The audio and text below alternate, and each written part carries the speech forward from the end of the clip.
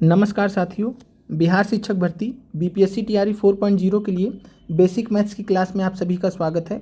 आज के क्लास में हम आपके लिए संख्या पद्धति नंबर सिस्टम का चैप्टर स्टार्ट कर रहे हैं और साथ में कल आप सभी अभ्यर्थियों के लिए दिन में 12 बजे आपको प्रीवियस ईयर क्वेश्चंस का 1 घंटे का वीडियो मिलेगा और आप सभी अभ्यर्थियों को 1 घंटे के वीडियोस को देखना है और इस 1 घंटे के वीडियो को देखकर आप सभी को एक फीडबैक अपना तैयार करना है। फीडबैक क्या तैयार करना है कि आपको जो हमने टीआरई 1 से उस वीडियो में हमने टीआरई 1 से टीआरई 3 के महत्वपूर्ण प्रीवियस ईयर क्वेश्चंस को डिस्कस किया है।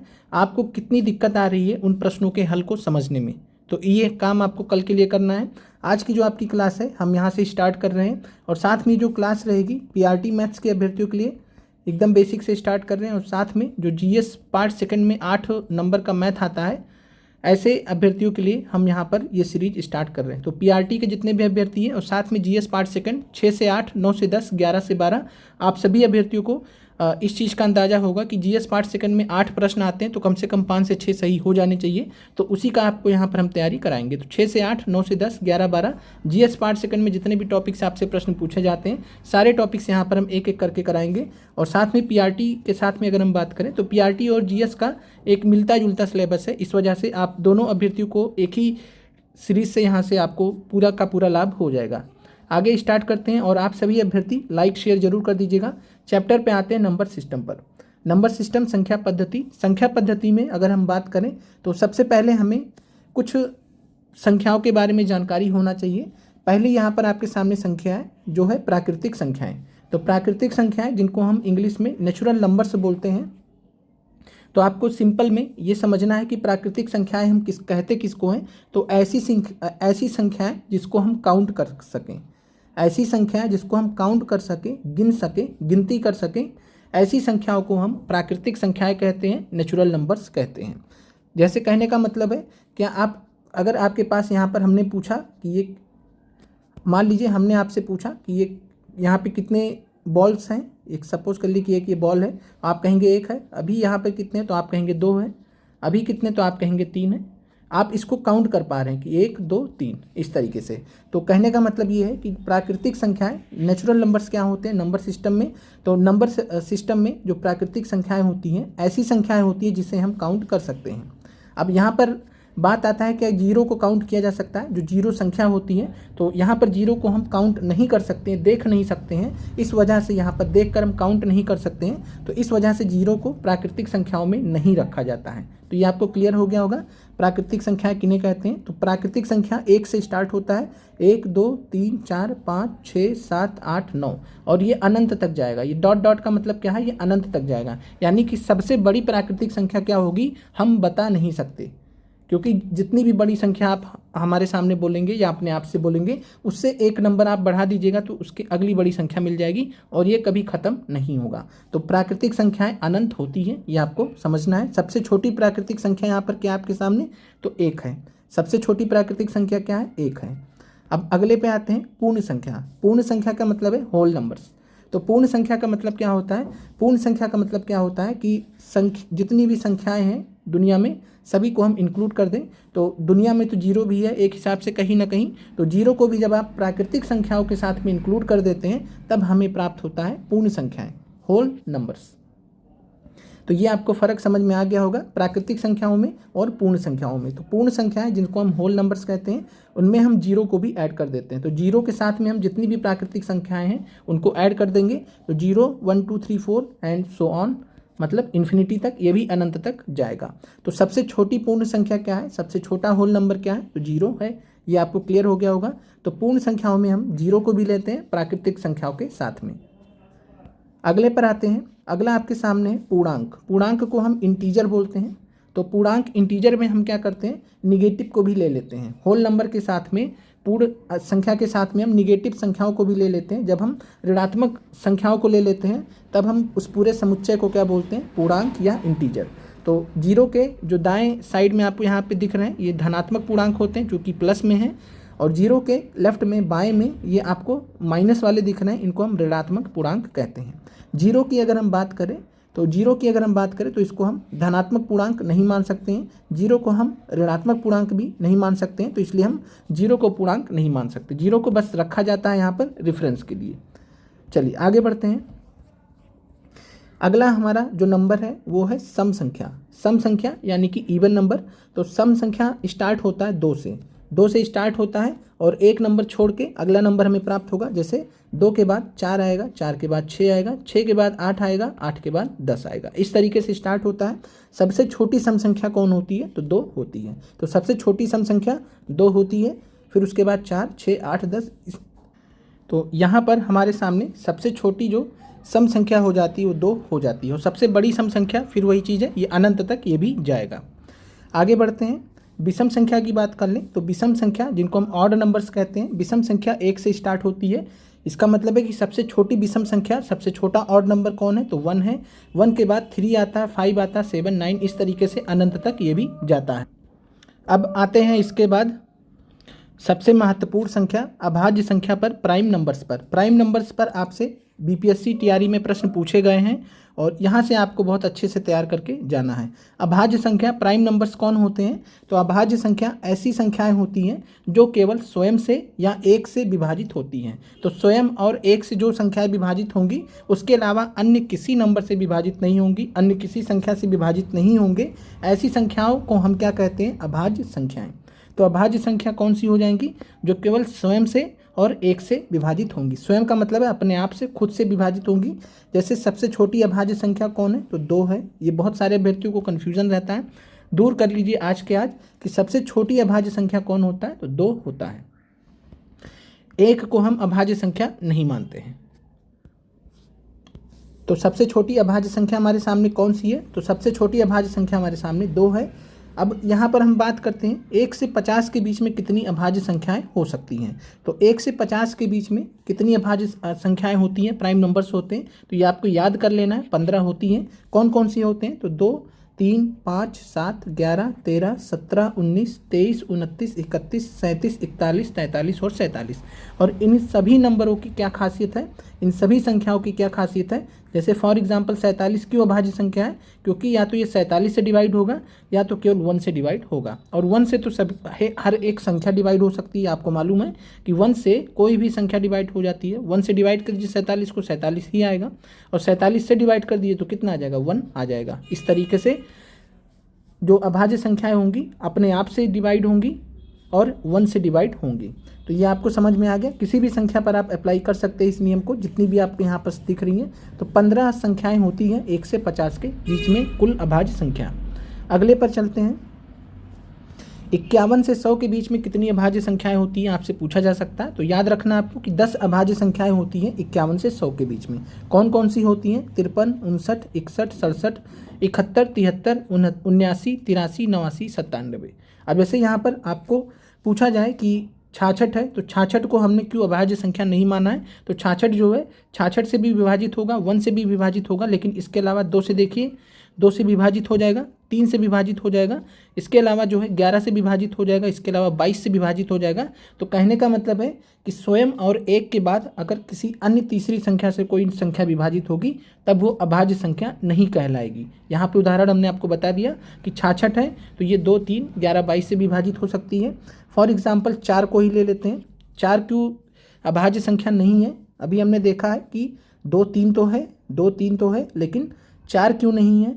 4 क्यों नहीं है? क्योंकि 4 जो है 2 से डिवाइड हो सकता है, 1 से तो डिवाइड हो ही सकता है, 2 से और 4 से। तो कुल मिलाकर 1 और 4 के अलावा तीसरी संख्या मिल गई 2। तो यहाँ पर इसलिए 4 जो है अभाज्य संख्या नहीं है। तो अब यहाँ पर आपको 2 चीज़ें याद रखनी है। 1 से 50 के बीच में कितनी अभाज्य संख्याएँ हैं? 15 है। 51 से 100 के बीच में कितनी अभाज्य संख्याएँ? 10 हैं। दोनों को जोड़ दीजिए तो 1 से 100 के बीच में कितनी अभाज्य संख्याएं बन जाएंगी? तो 15 और 10, 25। तो 25 अभाज्य संख्याएं आपकी 1 से 100 के बीच में होंगी। अगला आपसे पूछा जा सकता है 100 से 200 के बीच में कितनी अभाज्य संख्याएं होंगी? 100 से 200 के बीच में कितनी अभाज्य संख्याएं होंगी? तो इसको आप सीधे सीधे याद कर लीजिए, शुभ शुभ 21। तो 21 संख्याएं होती हैं अभाज्य 100 से 200 के बीच में।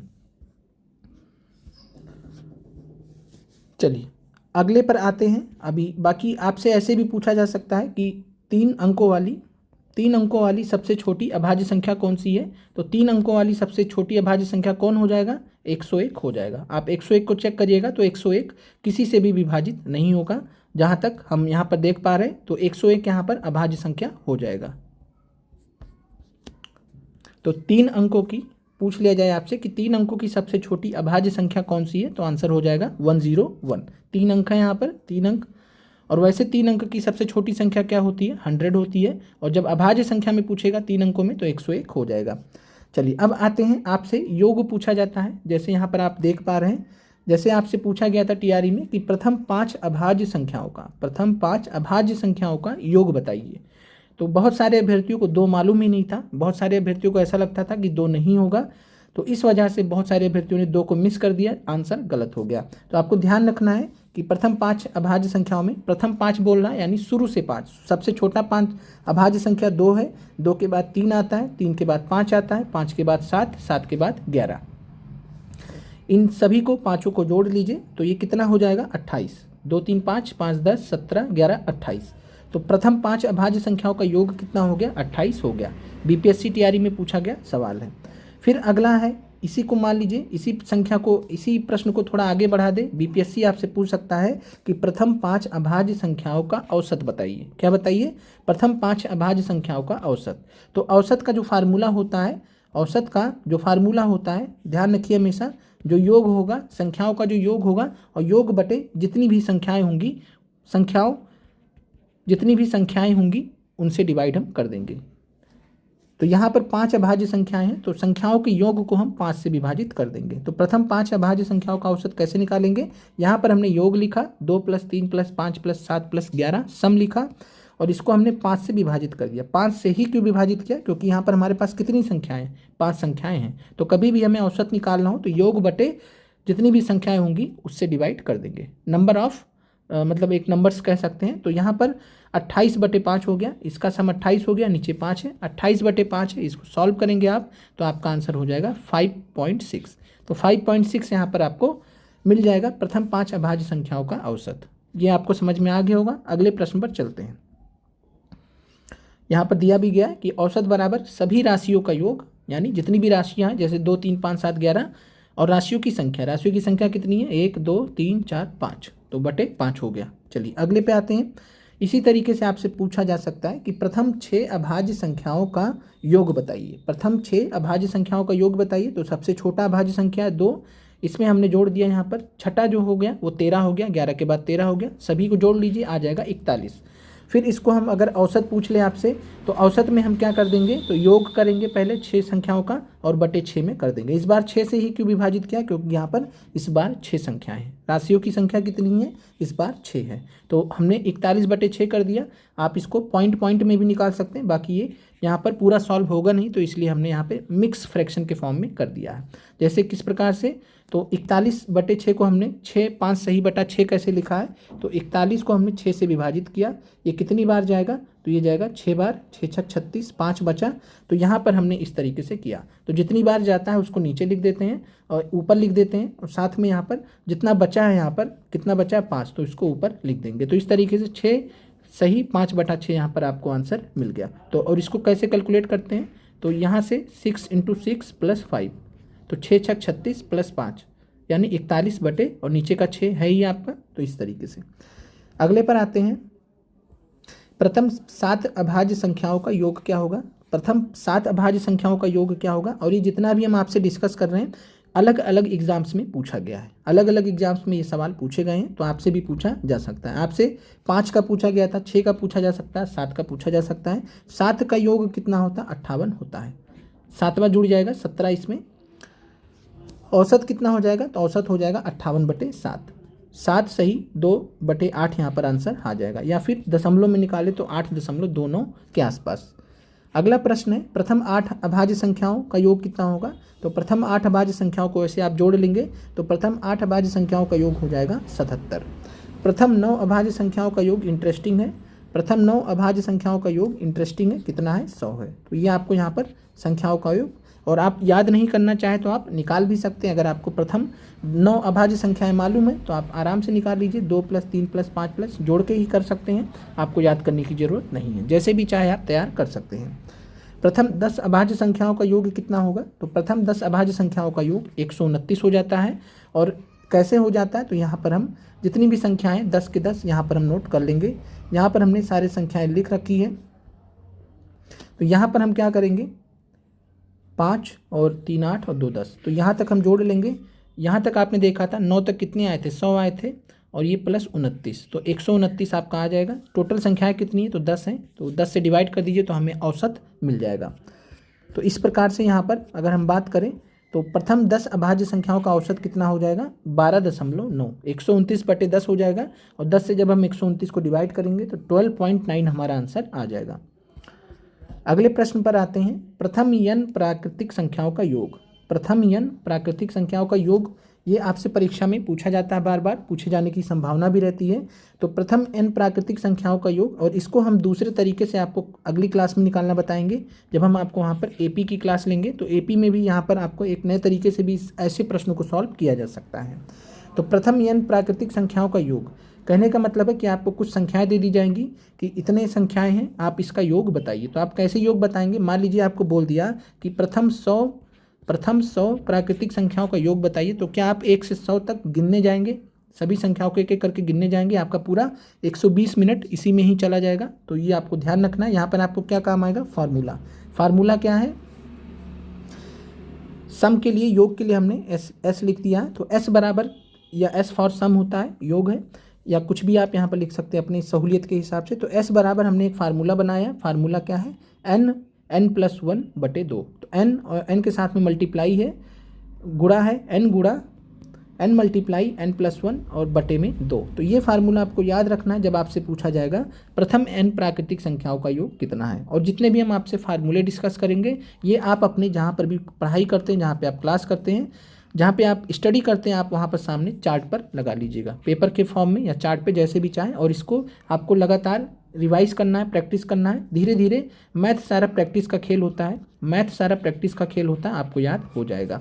तो Sn बराबर n+1/2, ये हमारा प्रथम n प्राकृतिक संख्याओं का योग निकालने का, जोड़ निकालने का, सम निकालने का फॉर्मूला है।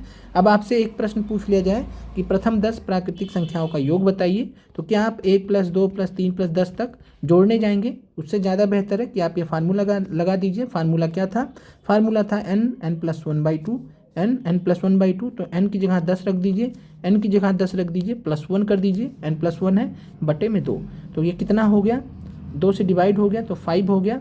तो 5 × 10 + 1 कितना हो गया, 11 हो गया। तो ये हो गया 55।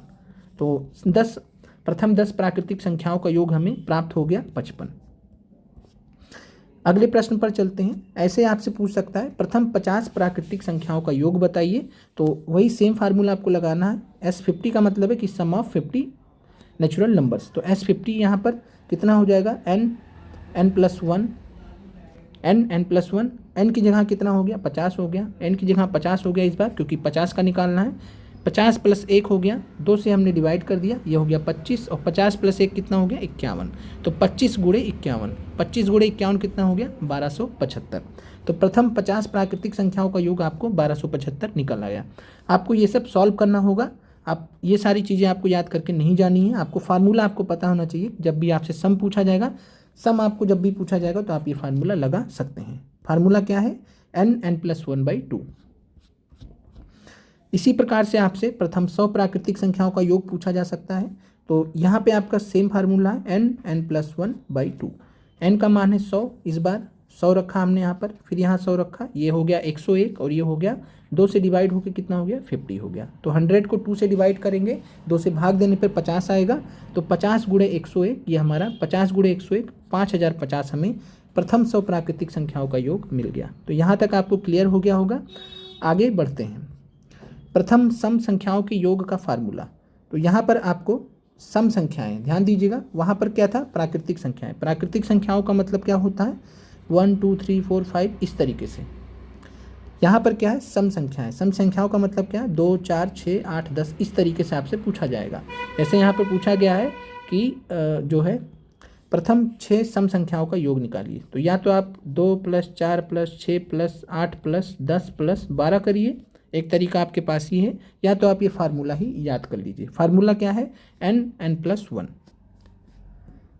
n+1 है। 6 सम संख्याओं का योग पूछा है आपसे। जब 6 सम संख्याओं का पूछा है तो n की जगह 6 रखिए, n की जगह 6 रखिए, 6 + 1 7 हो जाएगा, n यहाँ पर 6 है तो 6 गुणे कितना हो जाएगा, 7 हो जाएगा, 6 सत्ते 42 यहाँ पर आपको आंसर मिल जाएगा। तो प्रथम 6 संख्याओं का योग आपको 42 मिल गया। ये आसान तरीका है क्योंकि यहाँ तो भी छोटी संख्या, मान लीजिए 6 का 25 पूछ लेगा तो क्या करिएगा, तो आप हर जगह कैलकुलेट तो नहीं कर सकते, तो सबसे आसान है आप फार्मूला याद कर लीजिए। तो सम संख्याओं के योग को हमें निकालने के लिए क्या फार्मूला लगाना है, n+1। ऐसे ही प्रथम 10 सम संख्याओं का योग आपसे पूछा जा सकता है। प्रथम 10 सम संख्याओं का योग आप कैसे निकालेंगे, n+1 फार्मूला रख देंगे, 10+1 हो जाएगा 110। इसी प्रकार से प्रथम विषम संख्याओं का योग अगर आपसे पूछे तो क्या करिएगा, विषम संख्याओं का मतलब है 1, 3, 5, 7 ऐसे पूछ लिया, तब आप क्या करेंगे, मान लीजिए प्रथम 5 विषम संख्याओं का योग आपसे पूछा है तो यहाँ पर हो गया 9। आप ऐसे भी जोड़ सकते हैं, 9, 7, 16, 5, 21, 4, 25, 25 आया है। इसका मतलब है 5 विषम संख्याएं हैं उनका योग आया है 25। और यहाँ पर जो फार्मूला यहाँ पर बनता है हमारा n², n² का मतलब है n × n, यानी n को हम 2 बार मल्टीप्लाई कर दें, तो n को 2 बार मल्टीप्लाई कर दीजिए या n² कहिए, दोनों एक ही चीज़ है। तो n² या n × n ये फार्मूला होता है प्रथम विषम संख्याओं के योग का। प्रथम 5 विषम संख्याओं का योग यहाँ पर हमने n की जगह क्या रखा, 5 रख दिया, n की जगह हमने क्या रख दिया, n², यहाँ पर n² है, n की जगह 5 रख दिया, 5 का स्क्वायर है, 5 का स्क्वायर कितना होता है, 5 × 5 कितना होता है, ना समझ में आए तो ऐसे कर लीजिए, 5 × 5 25 होता है, 25 होता है। तो प्रथम 5 विषम संख्याओं का योग हमें 25 मिल गया। ऐसे ही प्रथम 10 विषम संख्याओं का आपसे योग पूछ लें तो ये भी इंटरेस्टिंग है। तो प्रथम 10 विषम संख्याओं का योग कितना होता है, 100 हो जाएगा इस फार्मूले से। बाकी आप वैसे भी जोड़ लीजिएगा तब भी आपको 100 मिल जाएगा। अब आते हैं प्रथम n प्राकृतिक संख्याओं का औसत। अभी तक हमने क्या पढ़ा, योग पढ़ा, अभी हम क्या पढ़ेंगे, औसत। आपसे औसत भी तो पूछा जा सकता है प्राकृतिक संख्याओं का। अभाज्य संख्याओं का औसत हमने अलग से बात कर लिया आपसे। अब यहाँ पर हम प्रथम n प्राकृतिक संख्याओं का औसत देखेंगे। योग हमने देख लिया है, योग के लिए हमने क्या फार्मूला लगाया था, n+1/2। प्राकृतिक संख्याओं के लिए बोल रहे हैं। सम संख्याओं के लिए क्या लगाया था, n+1। विषम संख्याओं के लिए क्या लगाया था, n²। 3 फार्मूले हमने पढ़े थे योग से रिलेटेड। ये था प्राकृतिक संख्याओं के लिए, ये था सम संख्याओं के लिए, ये था विषम संख्याओं के लिए। अब हम प्रथम n प्राकृतिक संख्याओं के औसत के बारे में बात करेंगे। हमने पीछे आपसे क्या कहा था, औसत को हम कैसे निकालते हैं, योग कर दीजिए, योग कर दीजिए और योग को किससे डिवाइड कर दीजिए, जितना राशियों की संख्या हो। राशियों की संख्या को हम क्या बोलते हैं, n ही तो बोलते हैं, तो योग बटे n। योग का फार्मूला भी हमने क्या निकाला था, प्रथम n प्राकृतिक संख्याओं का योग कितना था, तो n+1/2, तो ये हो गया। और साथ में नीचे कितना हो गया, n से डिवाइड भी तो करना पड़ेगा, तो इस तरीके से हो गया n+1। दोबारा से लिख दे रहे हैं n+1, यहाँ पे डिवाइड का साइन है, बटे में 2, बटे में n। ये फार्मूला आपको समझ में आ गया, योग का हो गया। योग के लिए हमने क्या लिखा, n+1/2, पीछे हमने फार्मूला देखा है, और n से हमें क्या करना है, डिवाइड करना है। यहाँ n है, n से n कट जाएगा, दिख रहा होगा आपको, n से n क्या हो जाएगा, कैंसिल हो जाएगा, तो बचा कितना, n+1/2। तो n+1/2 ये फार्मूला हमारे पास किसका आ गया है, औसत का। तो प्रथम n प्राकृतिक संख्याओं का औसत हम कैसे निकालेंगे, n+1/2 कर देंगे। चलिए यहाँ पे देख लीजिए, तो ये n+1/2 हमें प्राप्त हो गया। प्रथम 10 प्राकृतिक संख्याओं का औसत पूछेगा तो क्या करेंगे, सिंपली हमें क्या करना, n+1/2 कर दीजिए, आपका औसत निकल आए, आपको कुछ करना ही नहीं, झंझट ही नहीं करना है, ठीक है।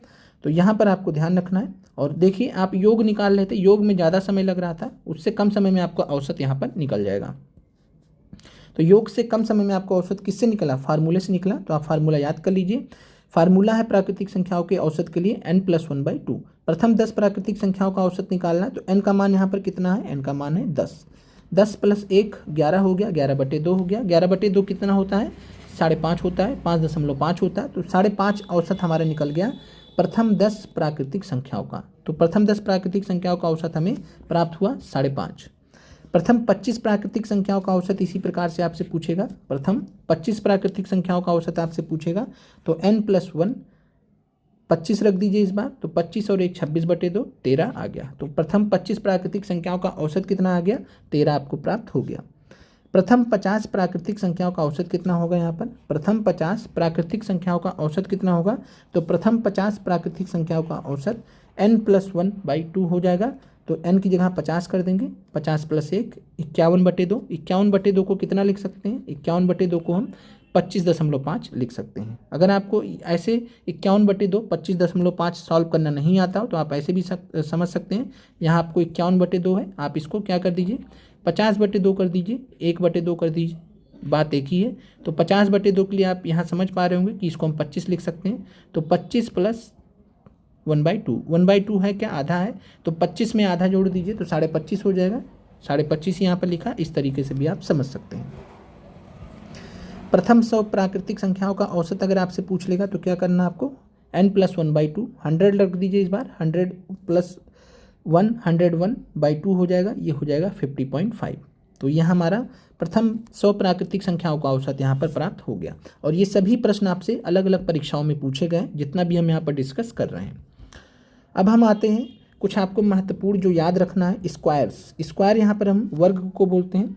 तो यहाँ पर आपको स्क्वायर और स्क्वायर रूट यहाँ पर याद रखना चाहिए कुछ, क्योंकि जब आप कई बार परीक्षा में बैठते हैं तो आपको कैलकुलेशन में बहुत सारा समय लग जाता है। कहने का मतलब है कि अगर आपको कहीं कैलकुलेशन करने को आया कि 17 का स्क्वायर करना है, अब आप 17 × 17 सॉल्व कर रहे हैं।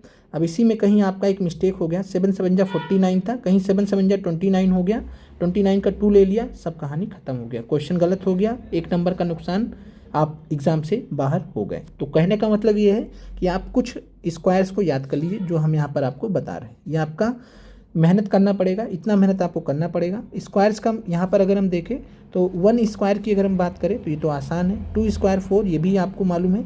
स्क्वायर का मतलब क्या होता है कि उसी संख्या को हम 2 बार मल्टीप्लाई करते हैं। तो यहाँ पर आपको जो जो याद रखना वो हम आपको बता दे रहे हैं। ये तो आपको 1 से 10 तक तो पता ही होना चाहिए, 1 से 10 तक तो सारे पता होना चाहिए।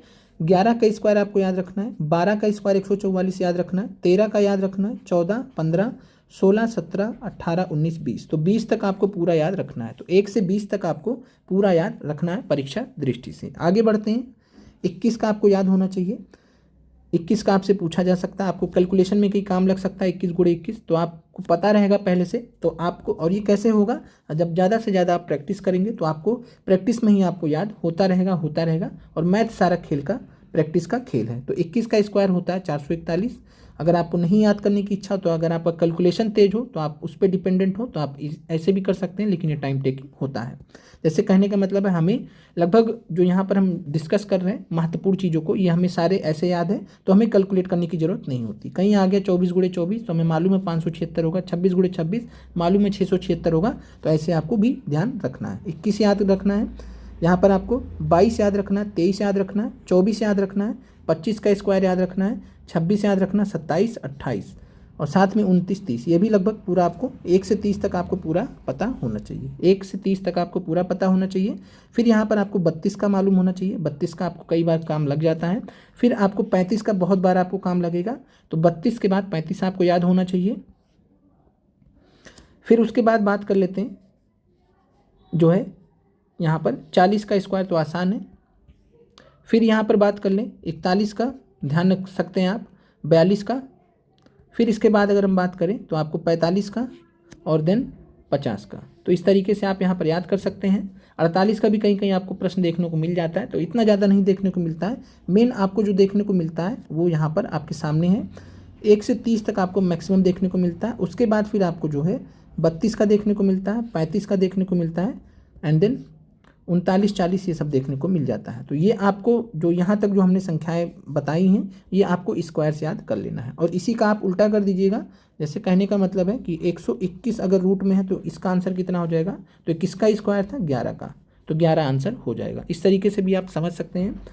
तो आप अगर एक साइड से याद कर लेते हैं कि 1 का स्क्वायर 1 होता है या 11 का स्क्वायर 121 होता है, 21 का स्क्वायर 441 होता है, तो आप इसको आराम से स्क्वायर रूट भी निकाल सकते हैं। 441 का स्क्वायर रूट पूछेगा तो कितना हो जाएगा, 21 को 2 बार मल्टीप्लाई किए तभी आया है, तो आपका आंसर 21 हो जाएगा। तो इसी को रिवर्स कर दीजिएगा तो आपको यहाँ पर क्या मिल जाएगा, स्क्वायर रूट भी मिल जाएगा।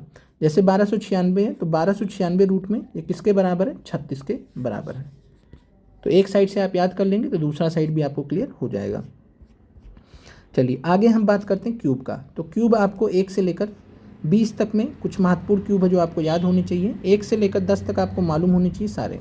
यहाँ पर 4 का बहुत बार आपको काम लगता है, 4 के बाद 8 को आपका काम लगता है। फिर यहाँ पर बात करें 5 का तो आसान है। फिर यहाँ पर 9 का आपको याद होना चाहिए, 10 का आपको याद होना चाहिए, आसान है 10 का भी। 11 को आप ज़रूरत पड़ता है, 12 का ज़रूरत पड़ता है आपको, और इसके बाद 16 का ज़रूरत पड़ता है, और देन 20 का ज़रूरत पड़ता है। तो क्यूब में आपको ज़्यादा नहीं, 1 से लेकर 10 तक, और 11 आपको याद होना चाहिए, 12 याद होना चाहिए, 16 याद होना चाहिए, और 20 याद हो। 20 तो आसान है, 20 का मतलब है कि 20 3 बार करिए। 2 दूनी 4, 2 दूनी 4 दूनी 8, 8 हो गया। कितने zero? 1 zero, 2 zero, 3 zero, 3 zero बढ़ा दीजिए, 8000 आपको आंसर मिल गया। तो इस तरीके से आप यहाँ पर देख सकते हैं। और यहाँ पर मान लीजिए आपको 1728 दिया है, कहीं आपको ऐसा ज़रूरत पड़ गया 1728, यहाँ 3 लगा, 3 का लगने का मतलब है कि क्यूब रूट आपको निकालना। तो जब आपको क्यूब रूट निकालना होता है तो क्यूब में रूट में निकालने के लिए हम 1728 क्यूब रूट 3 लगा हुआ, तो इसका आंसर कितना हो जाएगा? 12 हो जाएगा। तो जैसे स्क्वायर रूट का उल्टा कर सकते हैं वैसे ही क्यूब रूट का भी उल्टा कर सकते हैं, वही संख्या हमें वापस मिल जाएगी। तो 1728 का क्यूब रूट कितना हो गया? 12 हो गया। तो ये आपको याद करना है। इसके अलावा फिर हम बात करते हैं पाइथागोरस ट्रिपलेट्स तिर्यक की। तो पाइथागोरस ट्रिपलेट या तिर्यक क्या होते हैं? तो ये जो 3 संख्याओं का एक जोड़ होता है, और ये जो संख्याएं होती हैं, एक समूह होता है 3 संख्याओं का। ये जो 3 संख्याएं होती हैं समकोण त्रिभुज के लिए हमें एक जो है आइडिया दे देती हैं कि जो हमारे पास त्रिभुज है वो समकोण है। अगर एक त्रिभुज है और एक त्रिभुज की 3 जो भुजाएं हैं कुछ इस प्रकार से हैं, कुछ इस प्रकार से जो यहाँ पर आपको उदाहरण दिए गए इस साइड के हिसाब से हैं, तो वो ट्रायंगल कैसा होगा, वो त्रिभुज कैसा होगा? तो वो त्रिभुज होगा समकोण त्रिभुज, राइट एंगल ट्रायंगल होगा। तो पाइथागोरस ट्रिपलेट अगर हमें याद है तो राइट एंगल ट्रायंगल हम तुरंत देख के बता सकते हैं कि ये राइट एंगल ट्रायंगल है। जैसे कहने का मतलब है, यहाँ पर हमने आपको बोला कि एक ट्रायंगल है आपके पास, ठीक है, एक ट्रायंगल है। चलिए हम यहाँ पे फिगर ही बना दे रहे हैं कि यहाँ पर 5 है, यहाँ 12 है, और यहाँ पर 17 है, तो यहाँ पर 13 है। तो 5 12 13, तो आपको पता है पहले से कि 5 12 13 क्या है? पाइथागोरस ट्रिपलेट है। तो हम क्या कहेंगे? ये जो ट्रायंगल होगा कैसा होगा? समकोण त्रिभुज होगा। तो ये आपको समझना है, ध्यान रखना है। और एक चीज़ यहाँ पर ध्यान रखना, 3 4 5 अगर पाइथागोरस ट्रिपलेट है तो इसका जो डबल होगा 6 8 10, 3 दूना 6, 4 दूनी 8, 5 दूनी 10, तो ये भी क्या हो जाएगा? पाइथागोरस ट्रिपलेट हो जाएगा। 5 12 13 की बात करें तो 5 दूनी 10, 12 दूनी 24, 13 दूनी 26, तो ये भी हो जाएगा पाइथागोरस ट्रिपलेट। आगे पाइथागोरस ट्रिपलेट का उदाहरण है 8 15 17, 7 24 25, 20 21 29, 12 35 37, 9 40 41। इतने आपको याद होने चाहिए, इतने आपको याद होने चाहिए। याद रहेगा तो आपको फ़ायदा रहेगा। और इससे हम अगर हमें कहीं भी ऐसी 3 साइड्स मिल जाएंगी तो वो ट्रायंगल कैसा होगा? अगर हमें कहीं भी ऐसी 3 साइड्स कुछ इस प्रकार से मिल जाएंगी तो वो कैसा होगा? वो होगा पाइथागोरस ट्रिपलेट। पाइथागोरस ट्रिपलेट होगा। और जब पाइथागोरस ट्रिपलेट है तो त्रिभुज कैसा होगा? वो त्रिभुज समकोण त्रिभुज होगा। तो आज की क्लास है यहाँ पर समाप्त होती है। मिलेंगे हम अगली क्लास में, और कल आपको हम प्रीवियस ईयर क्वेश्चंस का 12 बजे दिन में वीडियो देंगे, और उस प्रीवियस ईयर क्वेश्चंस की वीडियो को आपको देखना है। आपको एक अपना फीडबैक रेडी रखना है, और आपको के लिए जो पीआरटी मैथ्स और जीएस मैथ्स के जो अभ्यर्थी हैं आपके लिए एक अलग टेलीग्राम ग्रुप हमने बना रखा है, तो आप उसको ज्वाइन कर लीजिएगा अगर आप उसमें ज्वाइन नहीं है। और वहाँ से आपको हम जो अलग से भी गाइड कर देंगे, वहाँ से भी गाइड कर देंगे, यूट्यूब से भी गाइड कर देंगे, और आपको जो क्लासेस हैं, बेसिक क्लासेस हैं, इसको यहाँ से हम कंप्लीट कराएंगे। अगले क्लास में भी हम नंबर सिस्टम को कंटिन्यू रखेंगे। नंबर सिस्टम से रिलेटेड आपको बहुत सारे प्रश्न पूछे जाते हैं, उनको भी हम आगे की क्लास में डिस्कस करेंगे। आप लोगों का देखने के लिए धन्यवाद।